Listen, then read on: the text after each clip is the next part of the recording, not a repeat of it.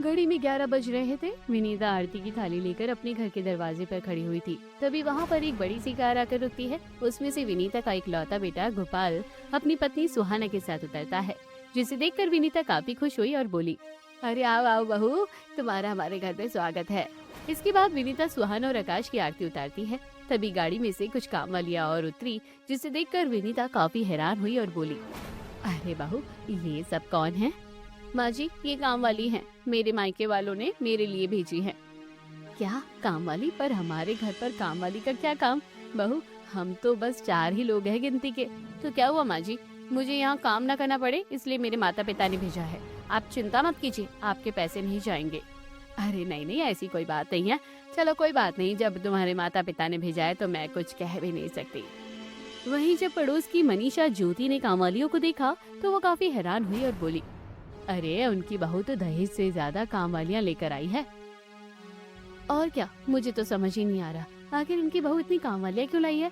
मुझे लगता है ये बहू अमीर घर से आई है, इसलिए इसके माता पिता ने कामवालियों को भेजा है, जिससे इसे काम न करना पड़े। हाँ हाँ, सही कह रहे हो, काश ऐसी हमारी भी किस्मत होती। वहीं विनीता आकाश और सुहाना को घर के अंदर ले आती है और थोड़ी बहुत रस्में करवाती है। रस्में करने के बाद विनीता सुहाना से कहती है, बहू तुम बहुत ज्यादा थक गई होगी, जाओ कमरे में जाकर आराम कर लो। लाइए मालकिन, मैं आपको आपके कमरे तक ले चलती हूँ। ये कहकर सीमा सुहाना को कमरे में लेकर चली गई।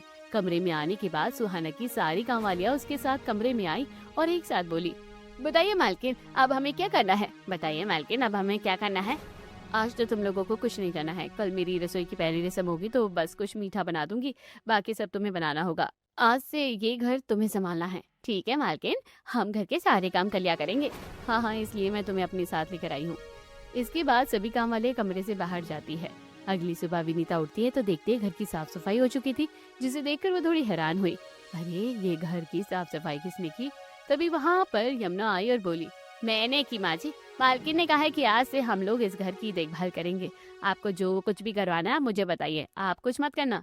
अरे नहीं नहीं, मैं कर लूंगी, तुम्हें परेशान होने की जरूरत नहीं है।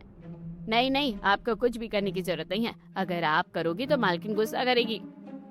तभी वहाँ पर सुहाना तैयार होकर आ जाती है और अपनी सास से कहती है, अच्छा माँ जी, मैं रसोई में जा रही हूँ। हाँ हाँ बहू जाओ, आज तुम्हारी पहली रसोई की रस्म है। ये सुनकर सुहाना रसोई में आई तो वहाँ पर पहले से ही सीमा, रीमा, शांति रसोई का काम करने में लगी हुई है। अब उन्होंने सुहानी को देखा तो कहा, सारी तैयारियां हो चुकी है मालकिन, आप बस मीठा बना दीजिए। हाँ हाँ, मैं भी बना देती हूँ। इसके बाद सुहाना खीर बनाने लगी। कुछ देर बाद काम वालियों ने सारा खाना डाइनिंग टेबल पर लगा दिया और सभी खाने बैठ गए। जब सभी ने खाना खाया तो तारीफ करते हुए कहा, अरे वाह, खाना तो बड़ा ही स्वादिष्ट बना है। हाँ हाँ, बनेगा क्यों नहीं, ये सारा खाना शांति ने बनाया है, वो बहुत ही स्वादिष्ट खाना बनाती है। क्या शांति ने बनाया है? तो तुमने क्या किया बहू? मैंने खीर बनाई है क्योंकि रस्म करनी थी इसलिए। चलो अच्छी बात है। इसके बाद सभी ने खीर खाई तो सुहाना की काफी तारीफ की। अब तो सारा घर का काम वालियाँ ही किया करती थी। सुहाना आराम से बैठा करती, जिसे देखकर विनीता ने कहा, मुझे नहीं पता था बहू के साथ मुझे काम वाली भी मिल जाएगी। ये तो बिल्कुल कुछ नहीं करती, इस तरह ये आलसी हो जाएगी। मुझे सुहाना को समझाना चाहिए। एक दिन सुहाना आराम से अपने कमरे में बैठकर टीवी देख रही थी। तभी वहाँ पर विनीता आई और बोली, बहू मुझे तुमसे कुछ जरूरी बात करनी है। हाँ हाँ बताइए माँ जी, क्या बात हो गई? मैं ये कह रही हूँ कि तुम थोड़ा काम कर लिया करो, सारा काम वालियाँ ही करती हैं। अरे जब उन्हें काम पर रखा है तो मुझे काम करने की क्या जरूरत? मैं बस तुम्हारी सेहत के लिए कह रही हूँ। अगर तुम इसी तरह बैठी और लेटी रहोगी तो तुम्हारी सेहत खराब हो जाएगी और शरीर आलसी हो जाएगा। नहीं नहीं माँ जी, मायके में भी मैं इसी तरह आराम करती थी, ऐसा कुछ नहीं होता। पर फिर भी बहू, हमारे घर में लोग ही कितने हैं, बिना फालतू में इतना पैसा बर्बाद करना।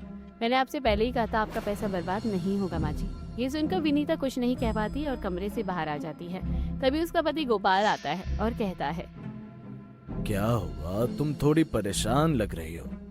अजय आपको तो पता ही है, हमारे घर में बहू कोई काम ही नहीं करती है, सारा काम वाले ही करती है। तो क्या हो गया, जब वो अपने घर से काम वालियाँ लाई है तो वही काम करेंगी। यही तो परेशानी है, इस तरह हमारी बहू की सेहत खराब हो जाएगी। अरे तुम चिंता मत करो, और वैसे भी अगर आकाश को इस बारे में पता लगा तो पता नहीं वो क्या सोचेगा। ये सुनकर विनीता कुछ नहीं कह पाती। वहीं समय के साथ सुहाना के मायके की आर्थिक स्थिति खराब हो जाती है और एक दिन अचानक सुहाना के पिता मोहन का फोन आता है। सुहाना बेटी, हमारे घर के हालात खराब हो गए हैं, इसीलिए मैं कुछ काम वालियों को कम कर रहा हूँ। पर पिताजी, अगर आप काम वालियों को काम से निकाल दोगे तो फिर ये काम कौन करेगा? अरे वैसे भी तुम्हारे घर पर सदस्य ही कितने हैं, तो तुम मेरी बात को समझो बेटी। ठीक है पिताजी, तो आप कितनी काम वालियों को हटाओगे?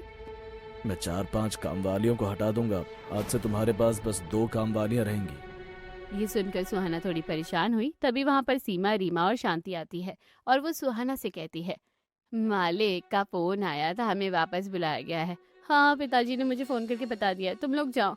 इसके बाद वो काम वालियाँ वहाँ से चली गई, जिसे देखकर सुहाना ने कहा, चलो कोई बात नहीं, 2 काम वालियाँ काफी है, वैसे भी घर में ज्यादा लोग तो है नहीं।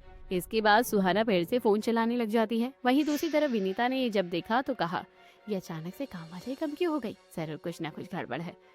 तभी वहाँ पर ज्योति और मनीषा आ जाती है, जिन्हें देखकर वो मुस्कुरा कर कहती है, अरे आप लोग कैसे आना हुआ? वैसे तो आप कभी नहीं आती। अरे यहाँ से गुजर रहे थे तो सोचा तुमसे मिल लिया जाए। तुम तो अब बाहर ही नहीं आती हो, बहू में क्या ज्यादा मन लग गया है क्या? अरे ऐसा नहीं है, गर्मी का मौसम है इस वजह से। और बताओ क्या लोगे, चाय या ठंडा? अरे इतनी गर्मी में चाय कौन पीता है? हाँ, ये तो तुमने सही कहा, मैं अभी ठंडा मंगवाती हूँ। ये कहकर विनीता गंगा को आवाज लगाती है और गंगा कोल्ड ड्रिंक लेकर आती है, जिसके बाद वो दोनों कोल्ड ड्रिंक पीने लगी। और ज्योति ने कहा, वैसे तुम्हारे घर की तो शान ही अलग हो गई है, तुम्हारी बहू अपने साथ काम वाली जो लाई है। हाँ ज्योति, बिल्कुल ठीक कह रही है बहन जी। हमारे कॉलोनी में कोई भी ऐसा नहीं है जिसकी बहू के साथ काम वालियाँ आई हो, एक होती तो चलता, ये तो 10-10 है। अरे सुहाना ने अपने मायके में कभी काम नहीं किया तो उसके पिता ने लाड प्यार में भेज दिया था, पर आज कुछ काम वाले वापस चली गई। अरे तो क्या हो गया, फिर भी आपके घर पर 1-2 तो होंगी ना? हाँ, 2 काम वाली अभी भी है। ये सुनकर ज्योति और मनीषा मुस्कुरा देती है और मनी मन बहुत जल रही थी। काफी देर बात करने के बाद वो वहाँ से चली गई, जिस पर विनीता ने कहा, मुझे अच्छी तरह से पता है तुम मुझसे बहुत जलती हो, क्योंकि मेरी बहू काम वालियाँ साथ में लाई है। वहीं दूसरी तरफ शाम को आकाश लौटकर घर आया। वो थोड़ा परेशान था, जिसे देखकर विनीता ने कहा, क्या हुआ बेटा, तुम परेशान क्यों लग रहे हो? माँ, सुहाना के पिता को बिजनेस में लॉस हो गया। क्या लॉस हो गया? और क्या माँ, जिस वजह से उनकी आर्थिक स्थिति काफी खराब हो गई है, पर इस बारे में सुहाना को कुछ मत बताना। हाँ बेटा, तो चिंता मत कर, मैं बहू को कुछ नहीं बताऊंगी। तभी वहाँ पर सुहाना आई और बोली, क्या ना बताने की बातें हो रही हैं, क्या मुझसे कुछ छुपाया जा रहा है? अरे नहीं बहू, मैं तो बस कह रही थी कि अगर तू बहू को घुमाने ले जाएगा तो उसे बताना नहीं, पर लगता है तुमने सुन लिया। क्या आप मुझे घुमाने ले जा रहे हैं? हाँ जाओ, तैयार हो जाओ जाकर। आकाश तुम भी तैयार हो जाओ और बहू को बाहर घुमा लाओ। ये सुनकर आकाश अपनी माँ की बात को समझता है और फिर वो लोग वहाँ से चले जाते हैं, जिस पर विनीता अपने मन में कहती है, तो ये बात है, इसलिए समधी जी ने काम वालियों को वापस बुला लिया, मुझे उनकी मदद करनी चाहिए। ये कहकर विनीता गंगा यमुना के पास आई और बोली, मुझे तुमसे कुछ जरूरी बात करनी है, तुम लोग मेरी बात ध्यान से सुनो। इसके बाद विनीता गंगा यमुना से कुछ कहती है, जिस पर गंगा यमुना कहती है, मुझे क्या, मुझे तो बस काम करने से मतलब है मालकिन। वैसे मुझे भी, मैं ये बात किसी को नहीं बताऊंगी। वैसे कुछ भी कहो, इस घर के सदस्य काफी अच्छे हैं। हाँ, ये तो तुमने सही कहा, मैंने पहले जहाँ काम किया था ना, वहाँ बहुत सुननी पड़ी, पर यहाँ पर तो कोई झंझट ही नहीं है, बस काम कर दो, आराम करो। और क्या, इसलिए तो मैंने सीमा, रीमा, शांति को अपनी जगह भेजा था, वरना हमें जाना पड़ता। ये कहकर वो दोनों काम में लग गई। समय तेजी से गुजर रहा था। एक दिन मोहन उन लोगों के घर पर आता है। अपने पिता को देखकर सुहाना काफी खुश हुई और बोली, पापा आप अचानक से? बेटी, मुझे तुम्हारे सास ससुर ने बुलाया है। क्या, माँ जी और पिताजी ने? पर उन्होंने आपको बुलाया क्यों? तभी वहाँ पर विनीता आई और सुहाना से बोली, मुझे तुम्हारे पिताजी से कोई जरूरी काम था, इसलिए बुलाया। क्या मैं बुला नहीं सकती? नहीं माँ जी, कोई ऐसी बात नहीं है, आप लोग बैठकर बातें कीजिए, मैं जब तक गंगा जमुना से कहती हूँ वो चाय नाश्ता का इंतजाम करे। हाँ तुम जाओ। इसके बाद सुहाना वहाँ से चली गई और विनीता ने मोहन को बैठने के लिए कहा और फिर मोहन ने विनीता से कहा, वैसे समधी जी दिखाई नहीं दे रहे, वो कहाँ है? बस आते ही होंगे। तभी वहाँ पर गोपाल आ जाता है और कहता है, अरे समधी जी, आप आ गए, मैं आपका ही इंतजार कर रहा था। बताइए, आपने हमें यहाँ क्यों बुलाया? हमें पता लगा आपकी आर्थिक स्थिति बहुत खराब है, इसीलिए हम आपकी मदद करना चाहते हैं। ये आप क्या कह रहे हैं? नहीं, मैं भला आपसे मदद कैसे ले सकता हूँ? क्यों नहीं ले सकते? और वैसे भी सुहाना हमारी बहू नहीं बेटी है, आपने उसे बड़े लाड प्यार से रखा है। अब जब आप पर मुसीबत आई है तो हमारा फर्ज है हम आपकी मदद करें। हाँ हाँ, इसीलिए ये कुछ पैसे हैं, इन्हें आप रख लीजिए। ये कहकर गोपाल एक चेक मोहन की तरफ बढ़ाता है, जिस पर मोहन मना करते हुए कहता है, नहीं नहीं, ये आप क्या कर रहे हैं, मुझे पाप लगेगा। अरे नहीं नहीं, कोई पाप नहीं लगेगा, आप ले लीजिए। ये सुनकर मोहन काफी खुशुआर बोला, मैंने बहुत से ससुराल देखे हैं जहाँ पर बेटियों से लिया जाता है, पर कभी भी बेटियों के घर वालों को दिया नहीं गया, पर आप लोग मुझे दे रहे हैं। आप ऐसा क्यों कह रहे हैं? हमने आपको अपना माना है, दिल से माना है। वहीं सुहाना दूर खड़ी ये सब सुन रही थी। उसने अपने मन में कहा, इसका मतलब मेरे पापा के हालात बहुत खराब है, मुझे नहीं पता था मेरे ससुराल वाले इतने अच्छे होंगे। तभी वहाँ गंगा यमुना चाय नाश्ता लेकर आती है, जिस पर मोहन उनसे कहता है, तुम्हारा मन तो लग रहा है ना यहाँ पर? हाँ हाँ, हमारा मन बहुत लग रहा है। चलो अच्छी बात है। इसके बाद मोहन चाय नाश्ता करता है और फिर जाने के लिए तैयार होता है, जिस पर विनीता कहती है, अरे इतनी जल्दी? आज रुक जाइए, कल चले जाना, अभी तो आकाश भी आपसे नहीं मिला है। हाँ हाँ, आकाश आएगा तो कहेगा कि बिना मिले ही आप चले गए, और फिर सुहाना को भी अच्छा लगेगा अगर आप रुकेंगे तो। ये सुनकर मोहन वहीं पर रुक जाता है। शाम को जब आकाश आता है तो मोहन को देखकर थोड़ा हैरान हो जाता है। अरे पिताजी, आप यहाँ पर? आपने तो मुझे बताया ही नहीं। अरे कैसे बताता, मुझे तुम्हारे माता पिता ने बुलाया था। क्या माँ पिताजी ने? पर क्यों? अरे बस ऐसे ही, कुछ दिनों से सुहाना अपने मायके नहीं गई थी ना, तो मैंने सोचा सुहाना के मम्मी पापा को घर पर ही बुला लेते हैं। हाँ हाँ, ये तो आपने बहुत अच्छा किया। वही ये सुनकर सुहाना मन ही मन कहती है, इसका मतलब मेरी सास शुरुआत से ही जानती थी कि मेरे पापा के हालात खराब हैं, इसलिए उस दिन भी उन्होंने मुझसे झूठ बोला था। इसके बाद सभी लोग खाना खा लेते हैं। अगली सुबह मोहन सभी से विदा लेकर चला जाता है, जिस पर सुहाना और उसके सास ससुर अंदर आते हैं। गोपाल अंदर आने के बाद आराम से सोफे पर बैठकर अखबार पढ़ने लगा। वहीं विनीता अपने कमरे में आ गई। तभी वहाँ सुहाना आई और बोली, माँ जी, मुझे आपसे कुछ बात करनी है। हाँ हाँ सुहाना बहू, बताओ क्या हो गया? मुझे माफ कर दीजिए, मैंने सोचा था आप लोग अमीर नहीं है, इसलिए मैं हमेशा आपको नीचे दिखाती थी, पर आपने जो कुछ भी किया उसके लिए मैं आपकी बहुत आभारी हूँ। ये तो क्या कह रही है, मुझे कुछ समझ नहीं आ रहा। मैंने क्या किया बहू? आपने मेरे पापा की मदद की, वहीं मेरे घर से आई काम वाली को भी आप तनख्वाह देने लगी। आपने मुझे ये सब बताया कि नहीं? इसका मतलब तुम्हें पता लग गया है बहू। हाँ हाँ, कल मैंने सब सुन लिया था। क्या मैं आप लोगों के लिए पराई हूँ?